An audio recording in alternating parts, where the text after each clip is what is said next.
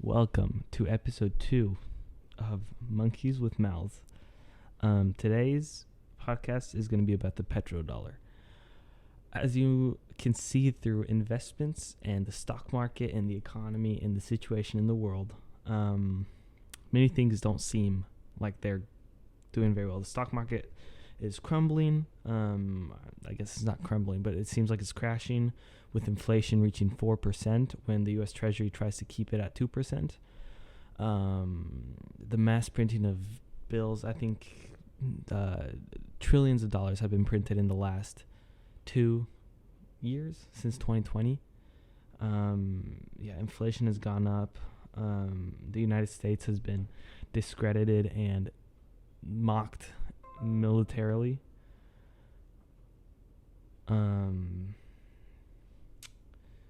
There's many things that seem off, and some things don't seem very recoverable. But that's what I'm going to talk about. I'm going to talk about the petrodollar. It's super interesting, so let's just jump straight into it. So I don't know, maybe you've heard of a petrodollar before, maybe you haven't, but I'm gonna explain what a petrodollar is. So this is the definition of petrodollar. Petrodollars are U.S. dollars paid to an oil exporting country for the sale of the commodity. Put simply, the petrodollar system is an exchange of oil for U.S. dollars between countries that buy oil and those who produce it. So that's what the petrodollar is. So it's just a dollar that you can trade oil with. It's a regular dollar that you trade oil with. And so a lot of this implies, or this comes intertwined with the U.S. dollar. So something that I didn't know about until researching this is that the U.S. dollar has no backing. It has no real backing. I used to think that the U.S. dollar was backed by gold, like any other normal currency, but apparently not. The U.S. dollar is a fiat currency. A fiat currency is a currency which doesn't have any real backing other than people's trust in the value, and the government maintains the value, and the parties exchanging the currency decide that it has value. So it has no tangible value. It's all just mental value, or wannabe value. So that's something super interesting which I didn't know, and it's wild. It's wild to me that the U.S. dollar is not backed by anything. And so the petrodollar, the history of the petrodollar. The petrodollar system goes back to the Bretton Woods Agreement, which replaced the gold standard with the U.S. dollar as a reserve currency under the agreement. The U.S. dollar was taken off of gold under Nixon in 1971. Nixon announced, that the dollar would no longer be exchanged for gold, and that was meant to boost economic growth. And it did. That led to the creation of the petrodollar system. So this is where the United States and Saudi Arabia decided to set oil prices in U.S. dollars. This meant that any other country that wanted to purchase oil had to purchase it in dollars. So let's say Afghanistan, they want to buy oil or they want to sell their oil. They have to trade their own currency, $2, to be able to buy and to sell it. And so that allows the United States to have access to the dollar, or have the United States have access to all of these other countries. So it's the petrodollar. It's called recycling. That system, the petrodollar, trading other currencies into the petrodollar. That's called petrodollar recycling. The petrodollar creates surpluses known as petrodollar surpluses. Since petrodollars are U.S. dollars, these surpluses lead to larger U.S. dollar reserve for oil exporters. These surpluses need to be recycled, which means that they're channeled into each individual country's economy, and it is used to lend with other countries. And this just eventually leads back to the United States, and then the constant growth of the economy in general, because the constant trading of the dollar, the constant movement of the dollar. This process helps create liquidity in financial markets in the U.S. by investing their surpluses. These exporters reduce their dependence on oil revenue. So petrodollar recycling, this whole system started with Saudi Arabia in 1979 as part of the U.S. Saudi Arabian Joint Commission of Economic Cooperation. That is a long name. The U.S. dollars that were used to purchase oil contracts were recycled back into the U.S. These companies would then partake in infrastructure projects with Saudi Arabia. This would increase U.S. imports in the country, leading to higher wages for certain employees. So the whole issue with the dollar and the petrodollar is that it all relies. So this contract was signed back in 1979. So it could be broken any time, because clearly the United States does not care about any actual contracts with any country other than itself and other than financial gain. And so clearly here it's making financial gain. And so it's keeping it. And with the value of the dollar coming from, since it's a fiat currency, you can keep printing it. Sorry about that. You can keep printing it and printing it and printing it and printing it. And the only thing that will lead, if it had real value, then the printing and printing and printing of it would not. If it was backed by gold, the printing and printing would lead to massive hyperinflation. And since it doesn't, the inflation is a lot slower. And since every other country has to trade oil in the dollar, that means the dollar has more value because of the trading of the oil. And so the only realistic thing keeping the dollar up is oil. And so, for example, a couple months ago, there was a world meeting with China and the United States, and China just dunked. They just dunked on the U.S., diplomats that went there.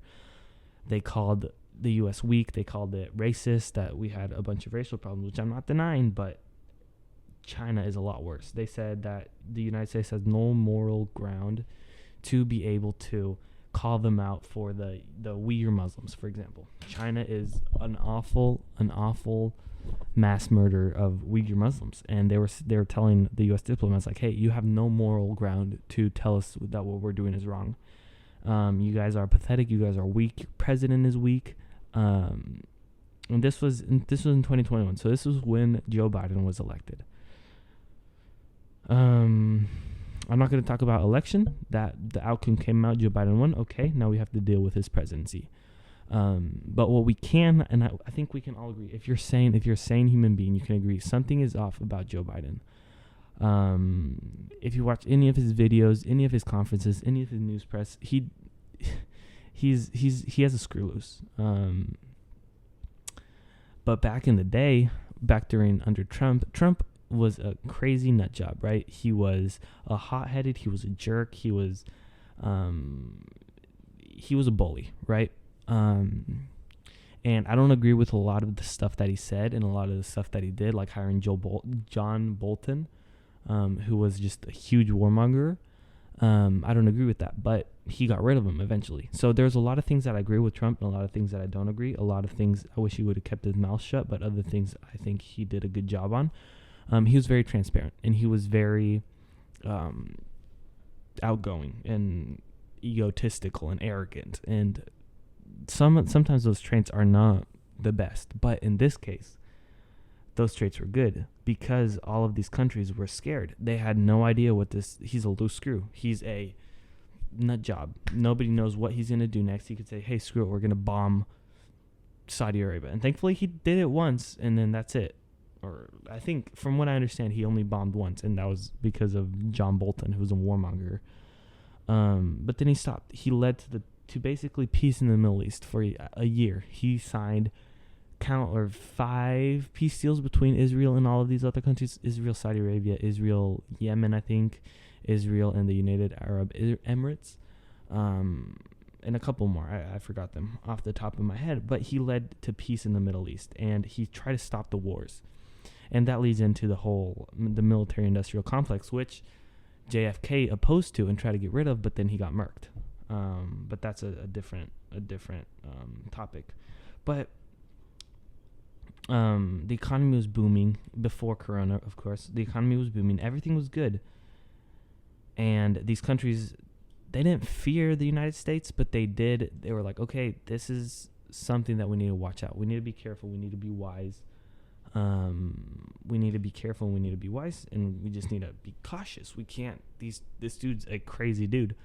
Will do whatever he wants. He doesn't care. He's going to do whatever he wants.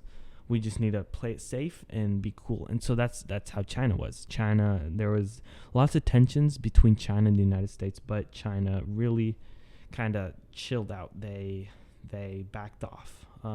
We put tariffs on them. Fabrication was coming back to the United States. The economy was growing in the United States. Imports were less. Exports were more, which is good. But the U.S. was a force to be reckoned with. And there was no issue with the petrodollar, because the only thing keeping the petrodollar up is that contract and the U.S. force. The fear of these Middle Eastern countries, their fear of U.S. force. And so with that press conference between the United States and China,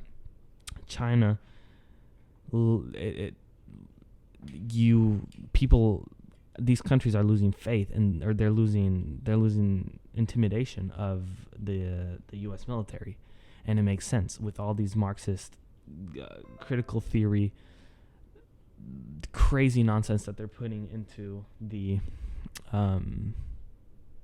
that they're just introducing to the military. It's really wild and really weird. These Middle Eastern countries, are losing faith in the U.S. dollar. They're losing faith in the United States military. And China is insulting us. They're making fun of us. We have a weak president, weak president who's under his watch, 100,000 coronavirus deaths. He said, hey, the president responsible, I think he said, Trump needs to be accountable for all the deaths under his watch. Well, now we're under Joe Biden. There's over 100,000 deaths under Joe Biden in the United States. We have a Middle Eastern conflict between Israel and Pakistan, which I want to cover in a different topic. We have inflation at 4%. We have, I think it was either 8 or 80 million jobs that weren't taken because he's paying people $16 for minimum wage for unemployment. So, and he wants to add another $300 on top of that, which is just wild. So he's just destroying. It feels like he's destroying the economy because people don't want to go back to work, and so inflation is rising, and that's going to lead to prices to rise because nobody's working. So supply is going to go down, but demand is going to go up, which will make the prices go up. And so people are going to go to their work and ask for raises, but then not get raises because these companies can't afford to pay them more, and that'll lead to riots and just crazy. It's exponential. Inflation is exponential, and this whole system is exponential, and we're bordering on a precipice. We're very near the edge of falls, Great Depression era market crashes. And so this is where cryptos come in. Cryptos are a great alternative because they're decentralized. Their value does not come from the dollar. And they're relatively safe to invest in because they are a blockchain technology. But anyways, okay. Anyways, all right. I'm going off on a tangent. I'm very good at going off on tangents, apparently. But so the only thing keeping the U.S. dollar up is military force. And with these countries losing trust in the U.S. military, that will lead to these Middle Eastern countries stop trading on the dollar. There's something called the petro yuan, which is a huge fear because if that'll give China basically complete power. That'll give them economic superiority over the United States. They already have, their navy is already bigger than the U.S. Their positioning, the United States has ran war games or war simulations, and China wins like every time because of their positioning, because of how they've set everything up, and they're taking over places, they're bombing. Yeah, they're buying swaths of land in Africa. They're buying up land here in the United States. China's just taking over. And so if the trust in the petrodollar is lost, the U.S. economy will just tumble. It'll tumble because inflation will skyrocket because there's no value behind the U.S. dollar, and trust in the U.S. dollar will just disappear. It will disappear. And so, warfare is used to threaten these countries. For example, I'm not condoning anything that these two men did, but I'm using them as an example. So let's see. Yes. So Saddam Hussein and Gaddafi, two Saudi Arabian dudes. They were terrorists. I don't like what they did. One was stabbed through the butt. It was very weird, and the other one was hung. Very, very dark. The videos are on the internet. I looked at pictures because I didn't want to watch the videos, and it's just very, very weird. Very, very weird. But there's a whole CIA coup behind that, where the CIA set up or funded these certain terrorist organizations to take down certain leaders, and then so that's a whole different topic. But these Saddam Hussein and Gaddafi, they tried to trade off of the petrodollar, and then they were assassinated by their own people, quote, supposedly. So just sketchy how it's not. I mean, it's sketchy how they were killed, but it makes sense why the United States would do it, because they're trying to threaten the U.S. autonomy and the U.S. power. They're trying to say, hey, this doesn't. You guys are weak. We're gonna trade off of this. For example, I think one of them. I forgot which one. They wanted to trade. They wanted to do petro gold. They wanted to trade gold for oil, and that would have enriched African countries by trillions. They would have become the strongest nations. But the U.S. ended that by assassinating him. And so it's just my fear is right now with our president, who is a weak, and I'd say this is my opinion. I have no backing for this except personal anecdotes. This is not confirmed by anything, but I think Joe Biden has not early onset because he's 78 years old, but he has dementia. The dude they pump him full of drugs when he has to do these press conferences. When he's giving a press conference, he's about to leave, and he's like, "Oh, I should not answer questions because they'll get mad at me." Who is they? Who's really in power? Because clearly not Joe Biden, because he's clearly being manipulated by somebody else, by some other people. So he's a weak dude, and these countries know it. These countries know that he's a weak, pathetic president, and so the trust in the petrodollar the trust in the U.S. military is slowly degrading. This one Space Force officer who wrote a book, and it's #1 on Amazon as of today. He wrote about how the military is getting infested with Marxist and critical theory doctrines, and so he talks about that, and he gets fired from the Space Force, and the countries see this, and they see how weak we really are, how something is going on with this generation. I'm Gen Z, I'm a Zoomer, and I can see all around me. My peers, I guess they're called peers, they're weak. They're pathetically weak. They have no values, no moral values, no ethical values. And I want to get into the true moral and ethical values, because there's a whole system of there has to be for reality to exist as it is, and for what the country that we live in to exist, we had to have a solid truth and solid evil, a solid good and evil morality, and morality had to be structured. It had to be found. The foundation was Judeo-Christian values, and every single day we veer further and further and further and further away from that, and it's just leading to the degrading and to the weakening of my generation. And I see it, and it's really hard to see, because I come from a democratic socialist country, and I see the struggle that people go through, the struggle that my dad would go through. Well, not struggle, but the annoyances that he would have to deal with because of the country that we lived in, and the unfair economic practices that they would enact. I was talking to my dad a couple years ago, and I asked him, "Hey, how much are you taxed?" And he was, "Oh, just 20%. That doesn't sound right, because that's less than Texas. And then I asked him, "What are you taxed total year by year?" And he said around 60% maybe, in a socialist democratic country. That's insane. That is insane, the amount that he was taxed.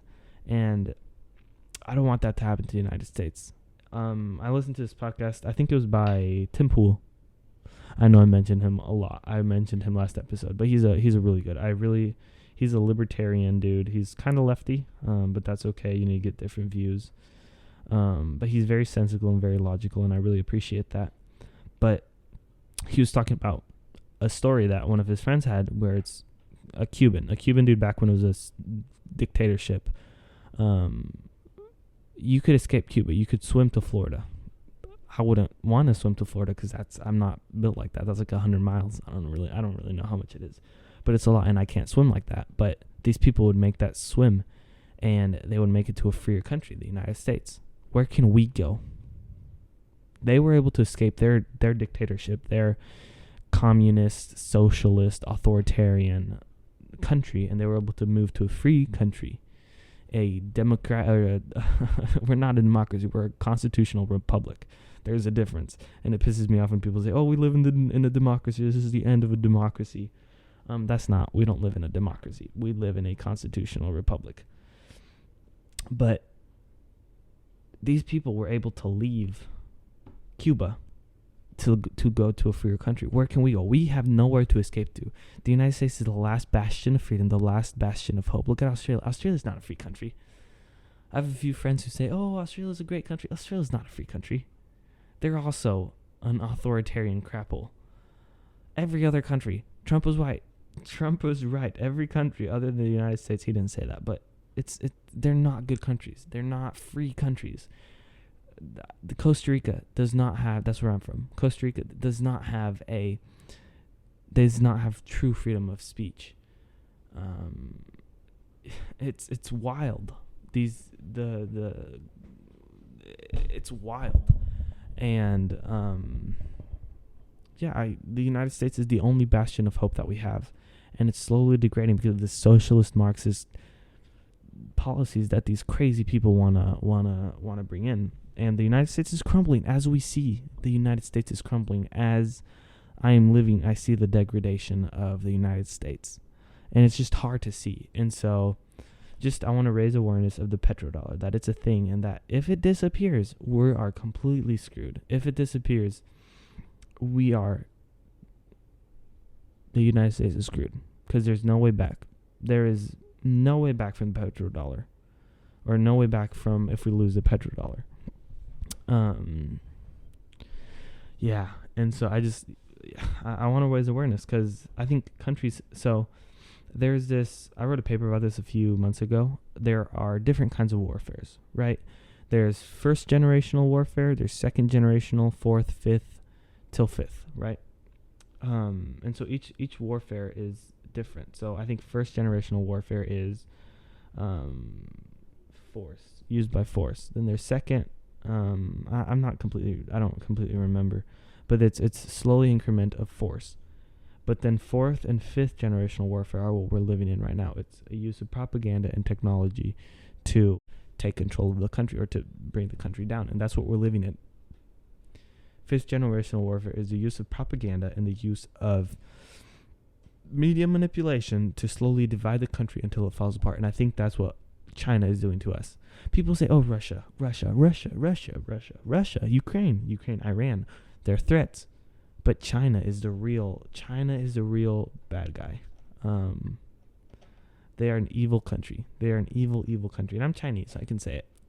They are the Chinese government, not the people. The people are fine, but the government is the worst threat to America, to American freedom, to American civilization, to Western civilization. It is the largest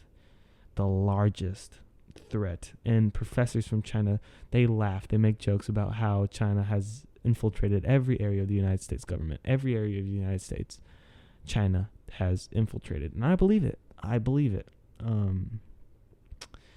So hopefully, our president will step up, or our politicians who are weak and pathetic and liars, except Rand Paul, he's the only one that I like.